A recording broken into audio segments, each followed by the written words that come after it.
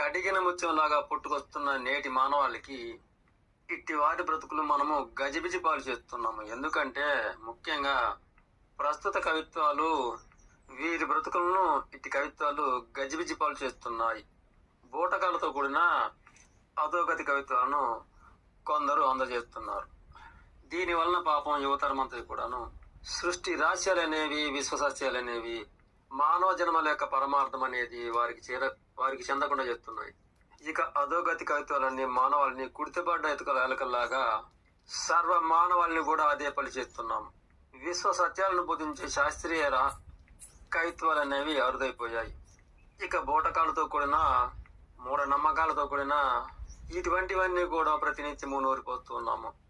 టీవీల ద్వారానే కావచ్చు, ఫోన్ల ద్వారానే కావచ్చు, సినిమాల ద్వారానే కావచ్చు, ఇలా మనము వారిని అధోగతి బాటకు పయనింపజేస్తున్నాము.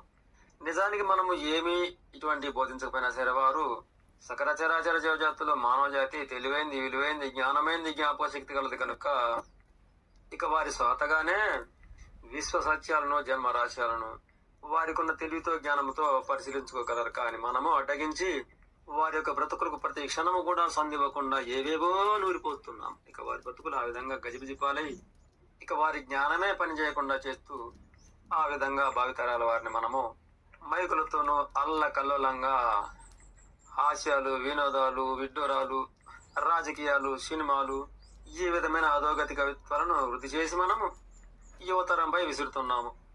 వీటి వలన ఇక భవిష్యత్తులో వారు ఏమవుతారు, ఇటువంటి ముందు చూపు ఆలోచన అనేది ఎవరికి తెలియకుండా పోతుంది.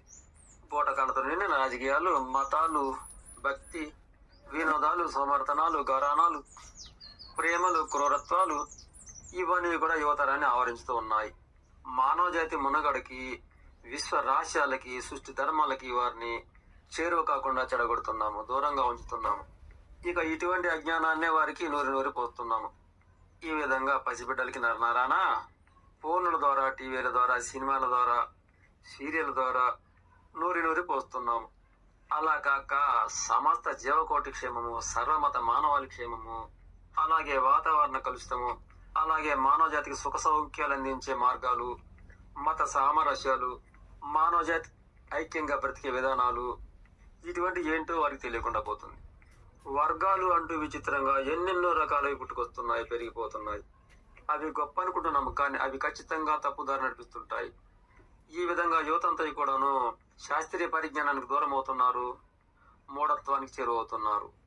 గతంలో మహామహామహానీలు అందించిన కవిత్వాలన్నీ మూలలేపించాము. గతంలో మహామహానీలన్నీ చూపించిన మార్గాలను పక్కన వేశాము. అలాగే గతంలో మహానీలు అందించిన సినిమాలను కూడా పక్కన వేశాము. ఇప్పుడు 1-2 వర్గాలకే ఖచ్చితంగా మనము బానిసలవుతున్నాము. ఇదే గొప్ప అనుకుంటున్నాము. ఏనాడో మహనీయులు చెప్పారు కదా, బానిస భావాలు విడనాడండి, వర్గాలనేవి వల్లగాటిలోకి పంపుతాయి, మతాలు మారణహోమం సృష్టిస్తాయని. అందుకే కదా మన పెద్దలు మతం వద్దు, గీతం వద్దు అని ఏనాడో చెప్పారు కదా. ఇది నేను చెప్పిందేమి కాదు కదా. నాకు తెలిసి మనము భావితరాల భవిష్యత్తుని నాశనం చేస్తున్నాం అనే బాధతో లోతుగా ఆలోచించి మాత్రమే చెప్తున్నాను. తప్పులుంటే మరి క్షమించండి.